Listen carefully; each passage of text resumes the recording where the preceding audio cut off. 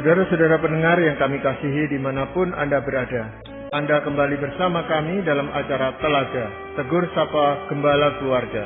Saya Gunawan Santoso dari Lembaga Bina Keluarga Kristen akan berbincang-bincang dengan Bapak Pendeta Dr. Paul Gunadi. Beliau adalah seorang pakar dalam bidang konseling. Perbincangan kami kali ini tentang ayah yang mendidik dan mendisiplin. Kami percaya acara ini pasti bermanfaat bagi kita sekalian, dan dari studio kami mengucapkan selamat mengikuti. Di budaya kita Pak Paul ya, di Indonesia ini khususnya mendidik anak itu diserahkan kepada ibu atau kalau enggak ya kakek neneknya gitu ya. Tetapi sebagai ayah ini rasanya kurang terlibat di dalam pendidikan anak itu. Dan ini bagaimana Pak Paul pandangan menurut Alkitab? Sebetulnya itu pandangan nggak tepat ya Pak Gunawan. Itu merupakan memang ya budaya lah di mana kita tinggal, dan bukan hanya di sini tapi di mana-mana di dunia ini. Saya kira kebanyakan orang beranggapan tugas mendidik anak ada pada pundak ibu. Enggak ya. Jadi saya akan saya bacakan dulu firman Tuhan yang diambil dari Efesus pasal 6 ayat 4. Dan kamu bapak-bapak janganlah bangkitkan amarah dalam hati anak-anakmu, tapi didiklah mereka di dalam ajaran dan nasihat Tuhan. Nah itu yang pertama. Dan yang kedua adalah di Kolose 3 ayat 21. Hai bapak-bapak, janganlah sakiti hati anakmu supaya jangan tawar hatinya. Nah mungkin ini yang seringkali membuat kita bertanya-tanya ya, mengapakah perintah untuk mendidik anak ditugaskan secara khusus kepada bapak bukan kepada ibu. Tapi jika kita perhatikan baik-baik Pak Gunawan, Paulus sebetulnya tidak menugaskan ayah secara khusus. Sebenarnya Paulus hanya menitipkan pesan yang berhubungan dengan tugas seorang bapak. Yaitu sebab pada Efesus, Paulus memulai dengan pesan jangan bangkitkan amarah dalam hati anak-anakmu, baru mengakhiri dengan instruksi mendidik dan mengajar anak. Dan di Kolose juga Paulus berkata jangan menyakiti hati anakmu. Nah, waktu kita baca di kitab Ulangan pasal 6 ayat 6 hingga 9. Nah, dari situ kita bisa juga melihat dengan jelas bahwa tugas mendidik dan mengajar anak berada pada pundak ayah dan ibu, bukan hanya ada pada pundak ibu ya, enggak, dua-duanya. Namun rupanya dalam pelaksanaannya Tuhan perlu menitipkan pesan tambahan kepada para bapak, tidak kepada ibu. Dan pesan khusus ini berhubungan dengan kemarahan. Jadi kesimpulannya adalah tampaknya dalam menjalankan tugasnya, Tuhan melihat adanya kecenderungan pada ayah untuk membangkitkan kemarahan pada diri anak. Nah jadi inilah yang akan kita coba bahas pada kesempatan ini Pak Gunawan. Tapi memang di kalangan orang Yahudi tugas mendidik anak itu kan memang dipercayakan kepada ayah gitu. Atau peran ayah itu besar terutama terhadap anak prianya, anak laki-lakinya gitu Pak Paul. Betul. Jadi memang mereka ya sangat menekankan sekali ya tanggung jawab ayah dalam membesarkan anak-anaknya. Betul sekali. Ya. Kalau ayah itu memang dibebani dengan ditugasi untuk mendidik dan mendisiplin Pak Paul ya. Sedang ayah itu juga menjadi seorang yang tugasnya mencari nafkah buat kepentingan keluarganya. Apakah dalam hal ini tidak terlalu sulit bagi ayah itu untuk melakukan peran tersebut? Karena dengan mencari nafkah dia harus meninggalkan rumah seringkali gitu Pak Paul. Betul. Berarti tentu dalam pelaksanaannya yang akan lebih banyak berperan adalah ibu ya. Nah yang kita ini mencoba untuk beritahukan pada pendengar kita adalah ini nggak berarti pria itu dibebas tugaskan. Kita mau menjelaskan dari firman Tuhan bahwa justru ya peranan untuk mendidik anak adalah tanggung jawab baik ayah maupun ibu. Namun dalam pelaksanaannya sudah tentu ibu akan lebih berperan karena waktu yang dihabiskan dengan anak juga lebih banyak. Tapi ayah juga nggak boleh melepaskan tangan dan berkata ini bukan urusan saya, ini urusan istri saya. Nah itu juga nggak boleh. Sebab Tuhan memanggil dan menugaskan kita berdua untuk mendidik anak-anak kita. Ya, kalau Rasul Paulus mengingatkan agar ayah atau bapak itu tidak membangkitkan amarah dalam hati anak-anaknya, itu misalnya dalam hal apa Pak Paul? Begini Pak Gunawan, ini kita laki-laki nih ya, kalau misalnya mau mendisiplin anak ya, kita cenderung tuh akhirnya kalau kita nggak sadari kita justru membangkitkan amarah anak-anak. Nah ini yang saya perhatikan kok nggak terjadi pada ibu ya. Saya ini melihat kalau saya ngomong anak saya lebih susah untuk terima, tapi kalau istri saya kok mereka lebih bisa terima. Nah, jadi membuat saya bertanya-tanya, ada apa dengan saya kok sehingga anak saya lebih mudah untuk bereaksi marah, tapi ada apa dengan istri saya kok anak-anak enggak terlalu cepat bisa marah kepada dia. Nah, ini yang coba kita akan soroti, Pak Gunawan. Ya, memang seperti itu Pak Paul terjadinya. Memang Pak Paul mengamati hal itu, dan apa yang Pak Paul dapatkan, Pak Paul? Yang pertama adalah saya temukan saya ini orang yang nggak suka berbahasa basi. Pada umumnya kan saya ini berfungsi secara rasional. Dan dalam alam rasional yang tersaji adalah fakta demi fakta yang hampa perasaan. Nah, suatu saya menegur anak, yang keluar dari mulut adalah perkataan yang bersifat rasional. Saya menyampaikan apa yang saya lihat, sekaligus teguran kepadanya, yaitu apa yang seharusnya ya perbuat. Nah, masalahnya adalah akhirnya tuh waktu saya sampaikan, karena saya biasanya menyampaikannya secara rasional, langsung Pak Gunawan. Jadi benar-benar ke faktanya. Saya lihat ini, saya katakan langsung. Saya pikir ini, saya katakan langsung. Pokoknya faktanya. Seolah-olah tidak ada kata pembukaan, tidak ada kata penutup, langsung ke isinya. Nah, rupanya ini yang cukup melukai hati anak sehingga mereka bereaksi keras kepada saya. Ya, itu yang Rasul Paulus katakan menyakiti hati anak itu, Pak Paul, yang melukai hati anak dengan cara seperti yang Pak Paul tadi katakan. Betul ya. Jadi artinya tuh saya kalau nggak hati-hati, karena memang cenderung membicarakan fakta, ya, berpikir secara rasional, akhirnya aspek-aspek yang bisa ya menyiapkan hati anak untuk mendengar perkataan saya itu kurang saya lakukan. Hal-hal yang seharusnya saya lakukan setelah saya itu menegur anak itu juga kurang saya lakukan. Jadi benar-benar tuh anak tuh menerimanya tuh sepertinya kok ditampar lah gitu secara emosional oleh perkataan saya. Jadi dalam hal ini seorang istri itu lebih diplomatis gitu di dalam menegur anak itu, sehingga anak itu tidak sampai marah kepada dia sendiri gitu, Pak Paul. Betul. Jadi akhirnya saya perhatikan ya istri saya lebih bisa tuh ngomong sama anak ya, sehingga akhirnya perasaannya anak itu udah terlibat dulu, merasa disayangi atau apa, sehingga nggak bereaksi dengan marah kepadanya. Jadi dalam hal ini Pak Paul, yang membedakan itu apakah cara kita dan istri kita yang berbeda, ataukah memang istri kita itu punya tabungan emosional di dalam diri anaknya, sehingga anaknya tidak sampai marah kepada dia gitu Pak Paul. Udah tentu itu betul ya Pak Gunawan. Jadi karena dia banyak ya memberikan waktu kepada anak, yang membesarkan anak juga adalah dia, kebanyakan di rumah. Nah, jadi tabungan emosional itu penuh, sehingga anak-anak juga nggak mudah marah. Nah, ditambah lagi dengan ya waktu menyampaikan teguran, istri kita atau ibunya lebih bisa lah ya ngomong, sehingga lebih bisa diterima oleh anak. Hal yang lain apa Pak Paul yang menyebabkan anak jadi marah itu kalau ketika kita tegur? Yang kedua adalah ini Pak Gunawan, saya melihat pada diri saya ya, saya itu tuh menunggu terlalu lama untuk menegur mereka. Pada umumnya saya membiasakan diri untuk tidak langsung menegur anak sampai ia mengulang perbuatannya beberapa kali. Saya tidak langsung menegur sebab pada dasarnya saya tidak suka menegur orang. Saya pun tidak langsung menegur sebab saya ingin memastikan bahwa perbuatan itu terulang kembali. Saya ini maklum bahwa kita kan bukannya orang yang sempurna bisa melakukan kesalahan. Jadi saya nggak merasa saya harus menyampaikannya setiap saat. Nah, masalahnya adalah ini Pak Gunawan. Pada waktu saya menyampaikan teguran, ada kalanya emosi marah saya sudah menanjak. Mengingat ini adalah kesalahan yang sudah terjadi berulang kali. Akibatnya, nada suara saya cenderung meninggi. Dan kata-kata yang keluar menjadi lebih tegas. Nah, ini yang melukai anak saya Pak Gunawan. Jadi kadang-kadang mereka berkata, kenapa sih Papa kalau ngomong suaranya masih keras gitu. Nah, saya harus akui karena memang saya ini udah menyimpan juga lah rasa jengkel, tapi ya sebelum-sebelumnya saya harap mereka bisa bisa berubah, saya nggak usah tegur mereka. Jadi waktu saya akhirnya keluarkan teguran, nadanya udah terlalu keras.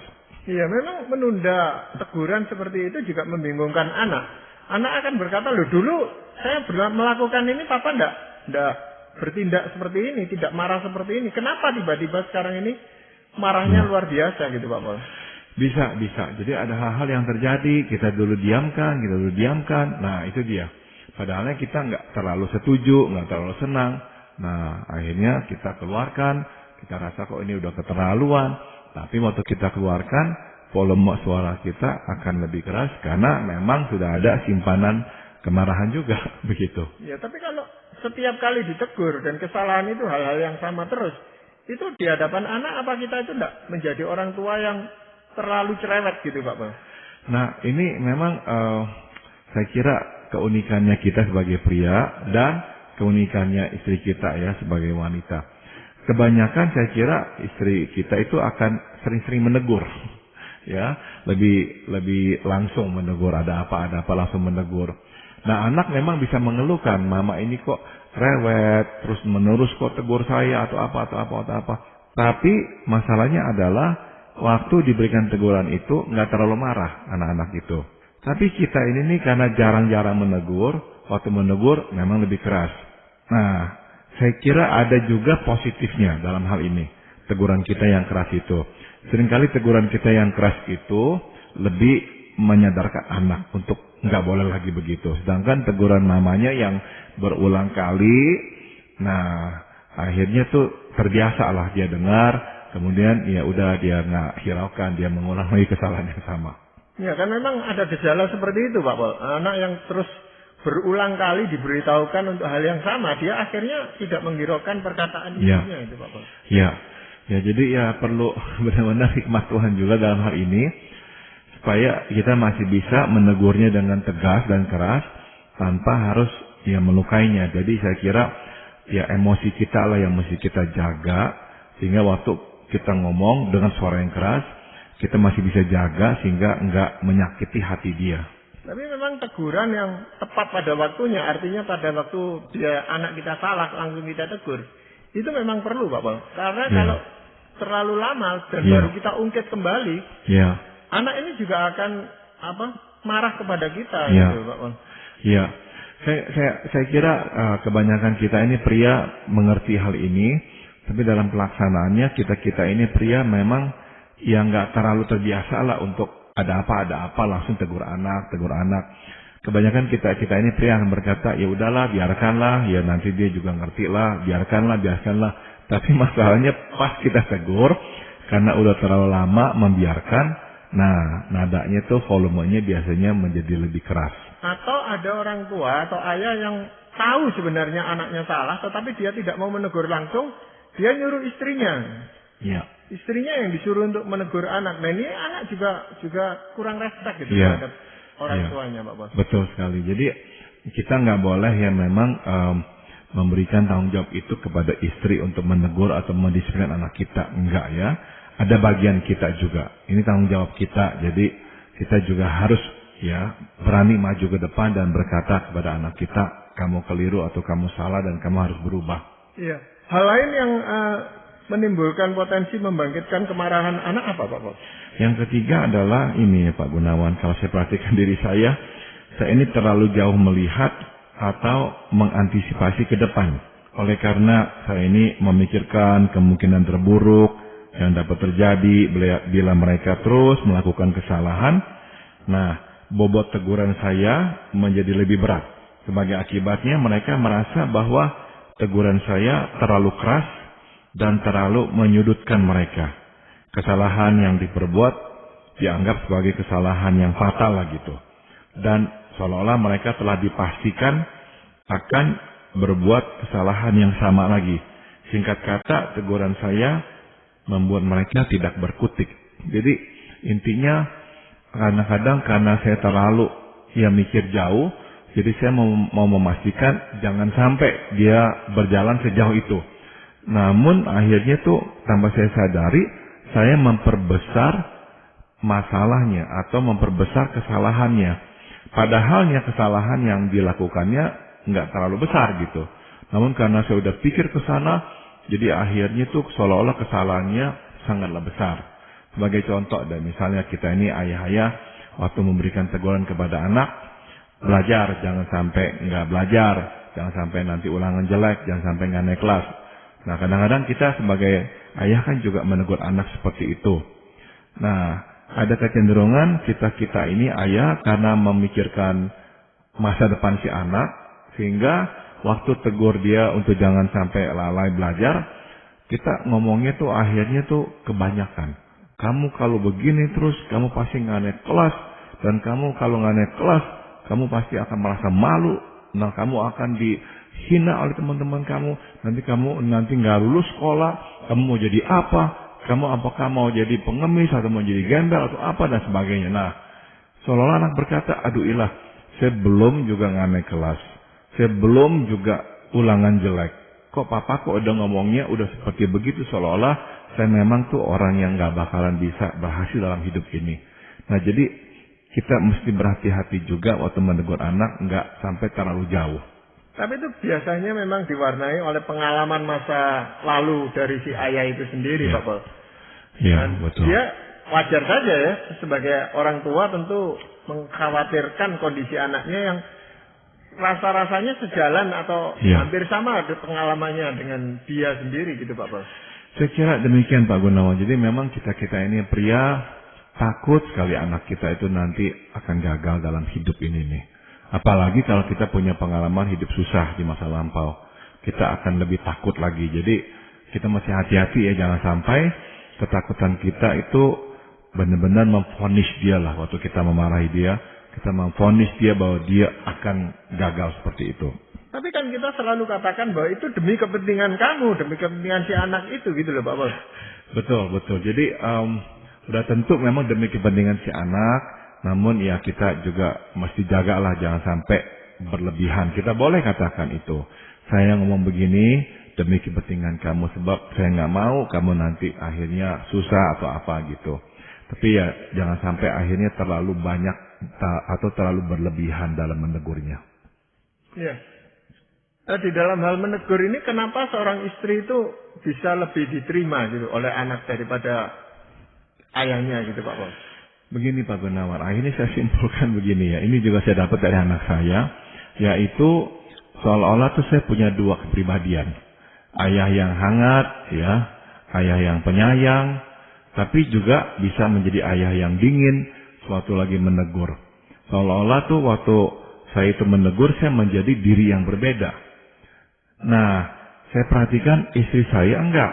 Atau kalau mungkin saya samakan semua perempuan, saya kira sama, yaitu waktu menegur, anak melihat ibunya sebagai ibu yang menyayanginya.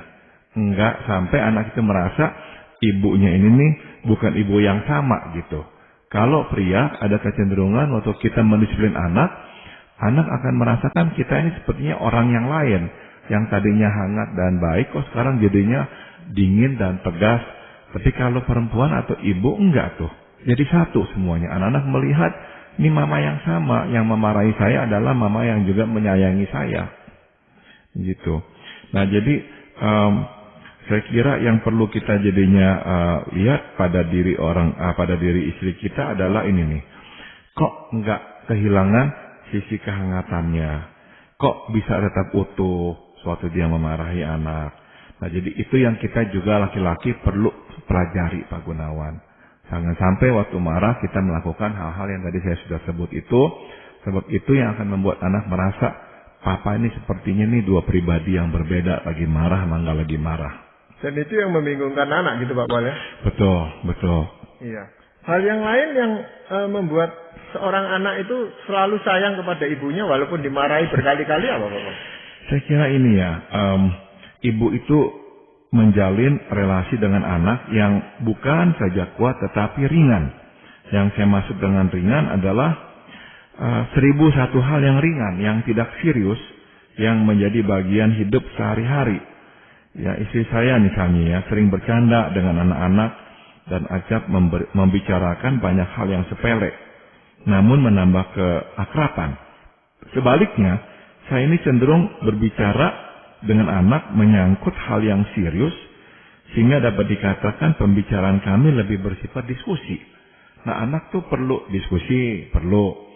Tapi juga lebih perlu mungkin ya, pembicaraan ringan. Ini nih yang agak lebih susah saya lakukan. Dan saya menduga cukup banyak pria yang sama, yaitu susah untuk ngomong-ngomong hal-hal yang ringan-ringan gitu.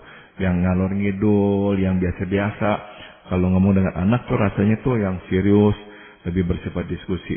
Nah, kita mesti belajar untuk lebih banyak membicarakan hal-hal yang ringan. Tapi itu kan tergantung juga dari tingkat usia anak, lalu jenis kelamin anak. Itu kan sangat mempengaruhi, Pak Pol, bagaimana kita membentuk pembicaraan kita itu. Betul, nah makanya ada kecenderungan anak-anak itu lebih dekat dengan ayah setelah mereka dewasa, setelah mereka remaja dan dewasa. Sebab disitulah peranan diskusi memang lebih besar. Mereka perlu masukan, pertimbangan, dan ayahlah yang memang di sini lebih berperan untuk membukakan wawasan dan memberikan arahan kepada anak. Waktu anak-anak masih lebih kecil, biasanya ibu lah yang memang lebih bisa ya ngomong, bercanda dengan ringan dan sebagainya. Nah, namun ya saya juga mau mengakui satu fakta ini, Pak Gunawan, karena ibu berperan pada anak-anak waktu anak-anak masih kecil, dan itu kan berlangsung lama itu, Pak Gunawan. Jadi benar-benar tabungan emosional itu penuh, banyak. Sehingga waktu ibu menegur anak, anak memang lebih bisa menerimanya. Sedangkan kita ini pria, baru lebih berperan setelah anak menginjak dewasa dalam hal-hal yang bersifat diskusi dan pertimbangan. Nah, masalahnya kadang-kadang waktu anak masih lebih kecil itu tuh, kita udah kadung akhirnya memarahi dan menyakiti hati mereka. Ya, di samping itu, kalau seorang ayah itu terlalu banyak bergurau dengan anaknya, itu seringkali ada suara-suara sumbang yang mengatakan nanti kamu tidak dihormati anakmu, nanti anakmu kurang ajar sama kamu. Betul. Nah itu yang membuat ayah itu lalu enggan atau membatasi diri di dalam bergurau dengan anak-anaknya gitu, Pak Boy. Bisa ya. Memang ini juga kadang-kadang yang menjadi penghalang orang tua atau ayah itu bergurau bercanda dengan anak-anak, takut nanti nggak dihormati ya. Namun ya sedapatnya anak-anak waktu masih kecil ya kita ini bapak ya sedapatnya lah bicara, bergurau dan sebagainya. Salah satu hal yang kadang-kadang juga diamati oleh anak jadinya ini, Pak Gunawan. Kok papa bisa bergurau sama teman-temannya ya? Kok sama kami nggak bisa? Nah ini nih salah satu hal yang kadang-kadang juga dimunculkan oleh anak. Dan itu yang mereka rindukan dari kita sebagai ayahnya untuk lebih bisa bicara hal-hal yang ringan dengan mereka.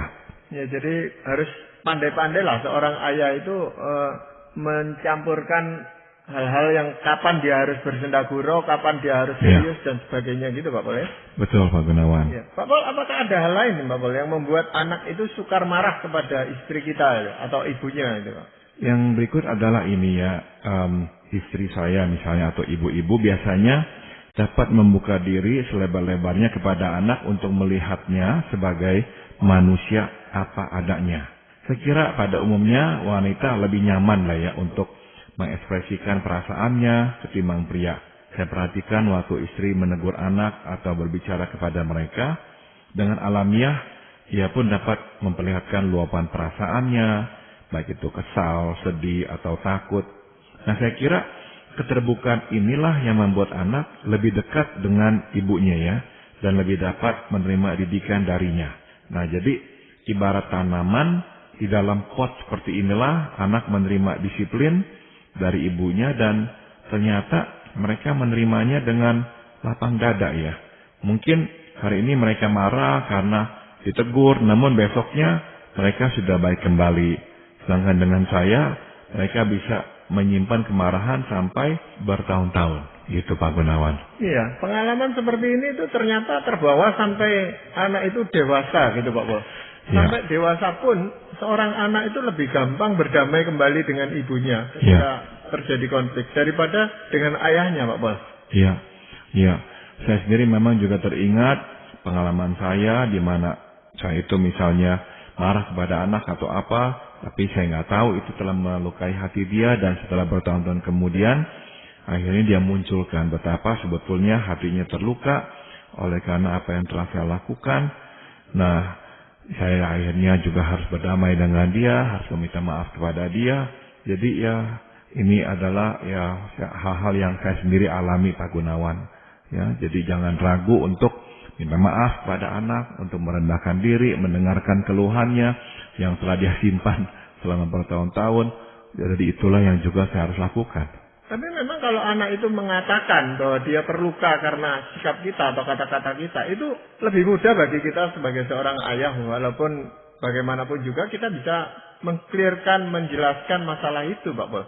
Ya. Tapi kalau dia diam-diam tetapi memendam luka batin, nah ini yang sulit.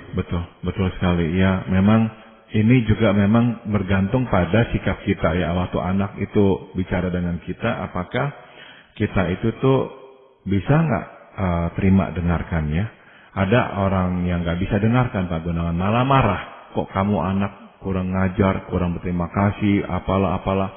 Nah akhirnya anak berkata, ya buat apa saya ngomong lagi dengan papa? Jadi kita ya mesti merendahkan diri, bersedialah mendengar apa yang dikatakan oleh anak kita itu. Ya Pak Pol, pada waktu Pak Pol dan keluarga mengalami hal yang seperti itu, apa yang Pak Pol lakukan, Pak?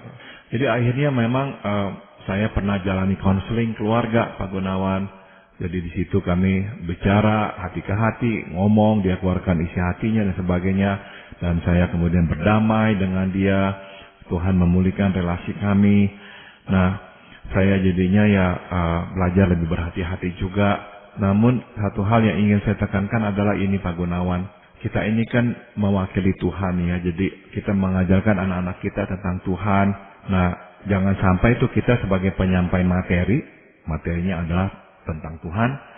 Akhirnya ya membuat anak tuh nggak bisa terima materi yang kita ajarkan.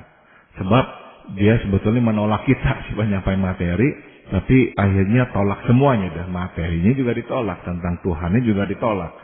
Nah ini yang kita mesti waspadai, karena sekali lagi kita ini mewakili Tuhan. Jangan sampai suatu anak marah kepada kita, menolak kita, akhirnya anak juga menolak Tuhan dan Alkitab yang kita ajarkan kepadanya.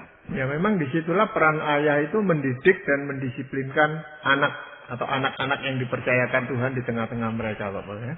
Terima kasih sekali Pak Pol untuk perbincangan ini, dan para pendengar sekalian, kami mengucapkan banyak terima kasih Anda telah mengikuti perbincangan kami dengan Bapak Pendeta Dr. Paul Gunadi dalam acara Telaga, Tegur Sapa Gembala Keluarga. Kami baru saja berbincang-bincang tentang ayah yang mendidik dan mendisiplin. Bagi Anda yang berminat untuk mengetahui lebih lanjut mengenai acara ini, silakan menghubungi kami lewat surat. Alamat kami, surat Anda ke Lembaga Bina Keluarga Kristen atau LBKK, Jalan Cimanuk 56, Malang. Kami juga mengundang Anda untuk mengunjungi situs kami di www.telaga.org. Saran-saran, pertanyaan, serta tanggapan Anda sangat kami nantikan. Dan akhirnya dari studio kami mengucapkan terima kasih atas perhatian Anda. Sampai jumpa pada acara Telaga yang akan datang.